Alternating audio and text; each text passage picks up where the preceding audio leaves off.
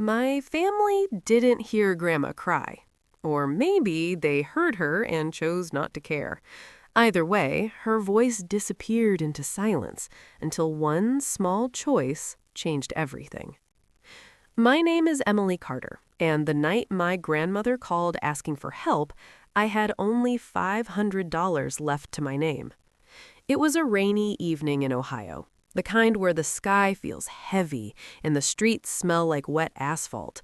I had just finished a double shift at a grocery store and was counting coins on my kitchen table, trying to figure out how to stretch my money until the end of the month. That's when my phone rang. "Emily," Grandma Ruth said, her voice thin and shaking. "I don't like asking, but I don't know who else to call." I could hear the embarrassment in her voice. My grandma was proud. She never asked for help, ever. She told me the truth slowly. Her heater had broken. Winter was coming fast. Her savings were gone after medical bills. She had already called my uncle, my aunt, and my cousins. No one helped. "They all said they're busy," she whispered, "or that they'll call me back." They didn't. I felt something twist inside my chest. This was the woman who raised half our family, who fed us when our parents couldn't, who babysat us for free, cooked Sunday dinners, and never asked for anything in return. And now she was cold and alone. "Grandma," I said softly, "how much do you need?" She hesitated. "About $500. I'll pay you back, I promise." I stared at the money on my table. That was everything I had. Rent was due in 10 days, my car needed gas, I had groceries for maybe 1 week. But I didn't think long. "I'll bring it tomorrow," I said. She started crying, real crying, the kind that comes from being invisible for too long. That night, I barely slept. Not because I regretted it, but because I realized something painful. My family failed her because they couldn't help. They failed her because they didn't want to. The next morning, I drove 2 hours to her small house. It was old, quiet, cold. She hugged me like she was afraid I'd disappear. "I'm so sorry," she kept saying. I handed her the envelope. "Don't be," I replied. "You'd do the same for me." She looked at me in a way I'll never forget, like she was memorizing my face. A week later, the family group chat lit up. Not about Grandma, about money. Someone posted a picture of a lottery ticket. Grandma's name was on it. At first, I thought it was a joke. Then the news came out. $333 million. My phone exploded. Missed calls, messages, apologies, sudden concern for Grandma's health. People who ignored her cry were now calling her Mom and Grandma again. I just sat there, staring at my phone. Grandma called me last. "Emily," she said calmly, "I didn't tell anyone yet, but I've decided something." That was the moment I realized this wasn't just about money. This was a test, and not everyone was going to pass it. The money changed everything, but not in the way people think. After the news broke, Grandma Ruth's quiet little house turned into a busy place overnight. Cars I had never seen before lined the street. Family members who hadn't visited in years suddenly remembered where she lived. They came with smiles first. My Uncle Daniel showed up with flowers. My Aunt Lisa brought homemade soup.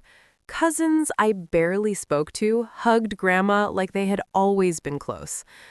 "I was so worried about you," Lisa said loudly, making sure everyone heard. Grandma smiled politely. She thanked them. She invited them in. But I noticed something different. She watched. She listened. She remembered. I stayed quiet, too. I sat beside her, helping her with tea, holding her arm when she walked. I didn't talk about the money. I didn't ask for anything. I didn't need to.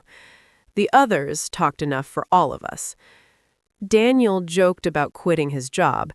Lisa talked about family vacations. One cousin hinted about business ideas. Another asked if Grandma needed help managing her new situation. No one mentioned the heater. No one mentioned the phone call. No one mentioned how she had begged. A few days later, Grandma called a family meeting. Everyone came. They filled her living room, smiling, excited, already dividing the future in their heads. I sat in the corner, watching their faces, wondering if any of them felt ashamed. Grandma cleared her throat. "I'm very grateful," she began, "for everyone coming today." They leaned forward. "But before I make any decisions," she continued calmly, "I want to understand something." The room went quiet. "When I called for help," she said, her voice steady, "why did no one come?" Silence fell hard. Daniel laughed nervously. "Oh, Mom, you know how busy life gets." Lisa nodded quickly. "We thought you were okay." Grandma looked at her gently. "I told you I wasn't." Lisa looked away. Grandma didn't raise her voice. She didn't accuse. She just spoke the truth. I was cold, I was scared, and I felt forgotten. No one spoke. Then Grandma turned her head and looked at me. "Emily came. She didn't ask questions. She didn't say she was busy. She gave me her last $500. Every eye in the room turned toward me. I felt uncomfortable. I didn't want praise. I didn't want attention. I just wanted honesty. Grandma folded her hands. "So before anyone talks about money, I want time. Time to see who visits when there's nothing to gain." Some faces stiffened. Daniel stood up. "Mom, that's not fair." She smiled softly. Neither was being ignored. After that meeting, things changed. Some family members stopped coming. Others came more often, but their kindness felt forced. They asked questions they didn't need answers to. They offered help that sounded like control. Grandma noticed everything. One evening, she sat with me on the porch, the sunset painting the sky orange. "You didn't help me because you expected something," she said. I shook my head. "You're my grandma." She squeezed my hand. "That's why this matters." Weeks passed. Lawyers were hired, papers were signed. The money stayed locked away, untouched. The family grew impatient. Whispers started, accusations. People complained behind Grandma's back, saying she was testing them unfairly. They were right. She was. And the results were already becoming clear. Because when the excitement faded, only a few people remained. And I was still there. Not for the money, but for her. And Grandma Ruth was watching closely, ready to decide who truly deserved a place in her future. The house grew quiet again. Not the lonely kind of quiet, the honest kind. After the family meeting, visits slowed down. The smiles that once came easily now felt heavy, forced, or disappeared altogether. Grandma Ruth noticed the change, but she didn't mention it. She believed actions spoke louder than apologies. I started staying with her more often. I cooked meals, cleaned the house, drove her to doctor appointments. Not because I felt obligated, but because I always had. One evening, while folding laundry, I found the old blanket she used before the heater was fixed. It was thin and worn, patched in places. My chest tightened. That was what my family ignored. A week later, Uncle Daniel called. "Emily," he said, suddenly friendly, "you must be helping Grandma manage things now. We should talk." "We talk all the time," I replied calmly. He laughed. "You know what I mean. She's old. She might make mistakes." I looked at Grandma across the room. She was reading. Peaceful. "She's not confused. She's just not rushing." He sighed. Don't let this go to your head. That's when I understood something clearly. They didn't respect Grandma. They didn't respect me. They respected money. Not long after, Grandma asked me to drive her to the bank. She was quiet the whole way. Inside, she met privately with her lawyer while I waited in the lobby. When she came out, she looked lighter. "They keep asking me for things," she said as we walked to the car, "but no one asks how I sleep at night." That night, the family group chat exploded again. Rumors spread fast. Some said Grandma was cutting people out. Others claimed she was being controlled. A few even accused me directly. I didn't respond. Grandma did. She sent one message. "Kindness isn't proven when there's money on the table. It's proven before." Silence followed. Days later, cousins I hadn't heard from in years showed up with gifts and apologies. Grandma thanked them, but didn't invite them to stay long. After they left, she turned to me. "They remember my address now," she said softly. "Funny how that works." I smiled sadly. One afternoon, Grandma called me into the living room. Papers were spread out on the table. Legal documents. Calm, organized, serious. "I'm not doing this to punish anyone. I'm doing it to protect what matters." She placed a hand over mine. "You gave when you had nothing. That tells me everything." My throat tightened. "Grandma, I don't want anything from you." She smiled. "I know." That was when I realized the test wasn't about money at all. It was about memory. Who remembered her before the win? Who showed up when she was cold? Who stayed when there was nothing to gain? And when the final decisions were made, some people would gain millions, and some would finally understand the cost of turning their backs on family. The day Grandma Ruth made her decision didn't come with drama or raised voices. It came quietly, like most important truths do. She asked me to drive her to her lawyer's office on a clear Tuesday morning. The air felt light, almost calm, but I could tell something was different. She wore her navy blue coat, the one she saved for serious moments. Her hands were steady. Inside the office, papers were already waiting. I sat a few feet away while Grandma spoke with her lawyer. I didn't listen closely. I didn't need to. Whatever she decided was hers alone. My only role was to be there. When we left, she didn't say anything right away. We drove in silence until she finally spoke. "I finished it," she said. I nodded. "How do you feel?" She thought for a moment. "Relieved." That evening, she asked me to help set up the living room. Chairs, tea, simple snacks. She had invited the family over. Everyone. They came quickly. Cars filled the street again. Familiar faces, forced smiles, nervous laughter. The same people who once said they were too busy now showed up early. They sat close together, whispering, watching Grandma's hands, her face, her mood.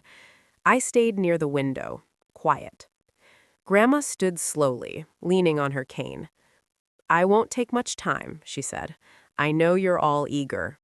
Some nodded, some smiled too widely. "I've made arrangements for my money, but before I tell you anything, I want to remind you of something." She looked around the room. "There was a time, very recently, when I needed help. Not luxury, not comfort, just warmth." No one spoke. I called my family. I asked. I waited. Her voice didn't shake. And only one person came. She turned toward me. "I remember that," she said. "I will never forget it." I felt my face warm. I didn't look up. Grandma took a breath. "I have set aside money for medical care, for charity, and for a trust that will help others who are ignored when they need help most." Murmurs spread through the room. "As for family," she said calmly, "I didn't divide the money equally." Tension snapped tight. To those who showed up after the money, I left what they gave me before. Silence. Nothing. Uncle Daniel stood up. "Uncle Daniel, you can't be serious." Grandma looked at him. "I am." Aunt Lisa's face flushed. "We're your family." "Yes, and family doesn't disappear when it's inconvenient." Some argued, some cried, some blamed me openly. "This is Emily's doing," one cousin said bitterly. Grandma raised her hand. "No," she said firmly, "this is mine." She looked tired, but strong. "I didn't test you with money," she said. "Life did. You failed long before I won anything." No one spoke after that. One by one, they left. Quiet, angry, ashamed. When the door finally closed, Grandma sat down heavily. I rushed to her side. "Are you okay?" I asked. She smiled softly. "Better than I've been in years." That night, we ate dinner together, just the two of us. Simple food, comfortable silence. "You know," she said, "I didn't do this to reward you." I looked at her. "I did it because love should be remembered, and you remembered me when it mattered." I reached for her hand. "I'd do it again." "I know. That's why I'm at peace." Outside, the street was quiet again. The noise had left with the people who came for the wrong reasons. Inside, the house felt warm. Not because of money, because of truth. The fallout didn't explode all at once. It spread slowly through phone calls, whispered accusations, and long silences where family once lived. The morning after the meeting, Grandma Ruth woke up earlier than usual. I found her at the kitchen table, hands wrapped around a mug of tea, staring out the window like she was watching a season end. "Did I do the right thing?" she asked quietly. "Yes," I said without hesitation. She nodded, like she needed to hear it out loud. By noon, the phone started ringing. Uncle Daniel called first. His voice wasn't angry anymore. It was wounded. "Mom, I don't understand how you could do this to us." Grandma listened. She didn't interrupt. When he finished, she said calmly, "You did it to yourselves." He hung up without saying goodbye. Aunt Lisa left a long voicemail, crying, apologizing, explaining how hard life had been, how she meant to call, how she always loved Grandma. Grandma deleted it without replying.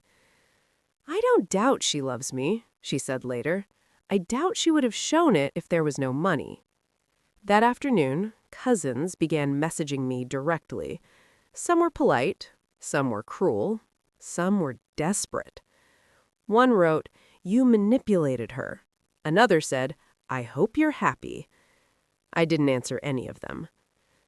That night, a local news story aired.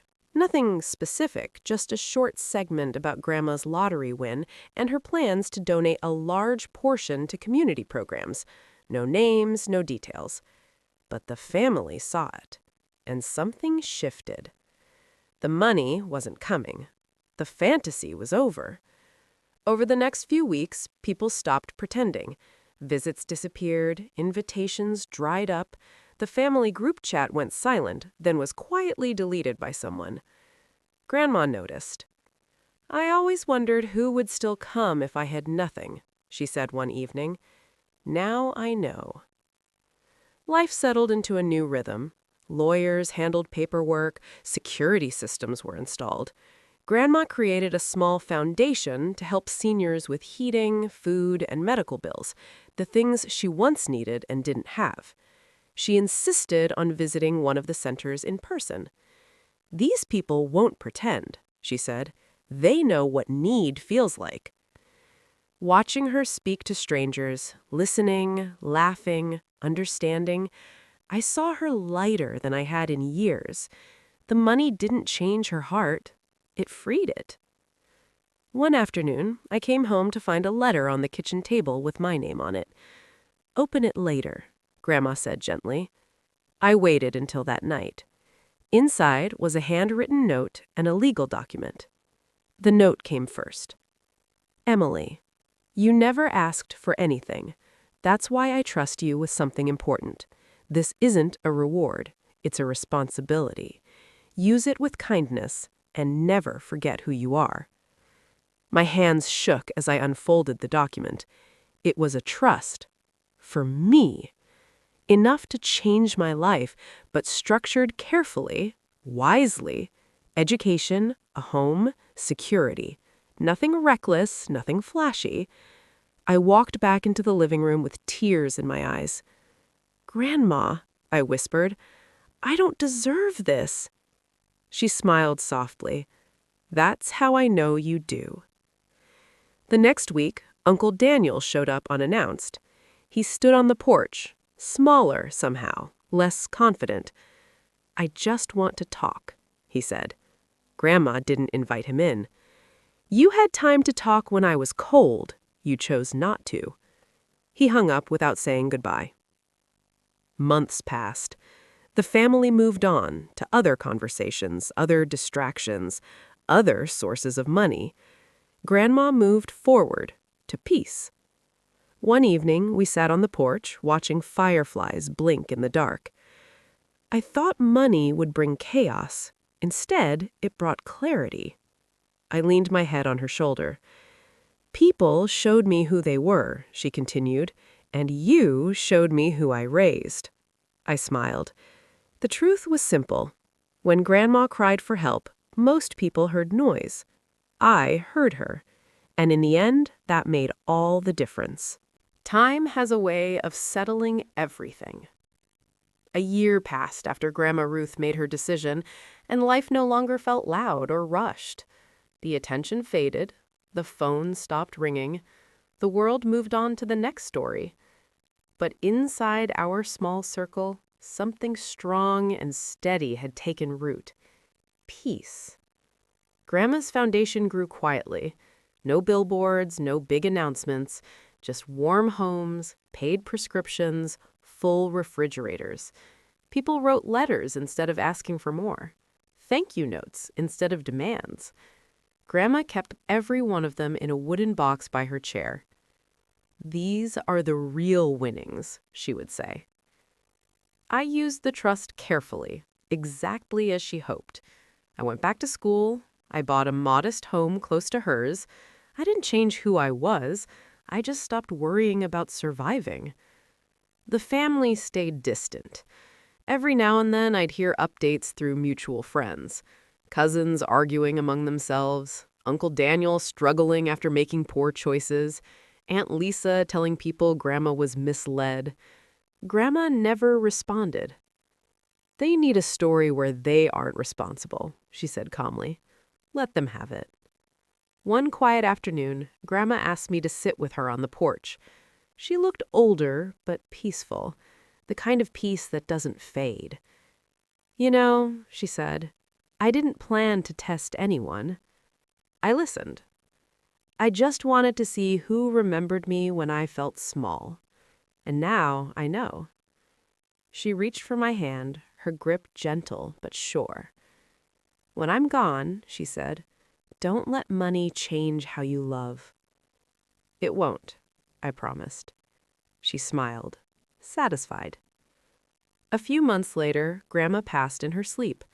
No pain, no fear, just a quiet goodbye. At the funeral, the family returned. They cried louder than they had ever listened. I stood near the back, holding on to the memory of her laugh, her strength, her truth. I didn't feel anger. I didn't feel regret. I felt grateful. After everything was settled, I visited her house one last time. The heater hummed softly. The rooms felt warm. On the kitchen table sat the old envelope, the one I gave her. $500. She had kept it all this time. I understood then. Money didn't change her life. Love did. And when Grandma cried for help, most people turned away. I didn't. That choice didn't make me rich. It made me whole.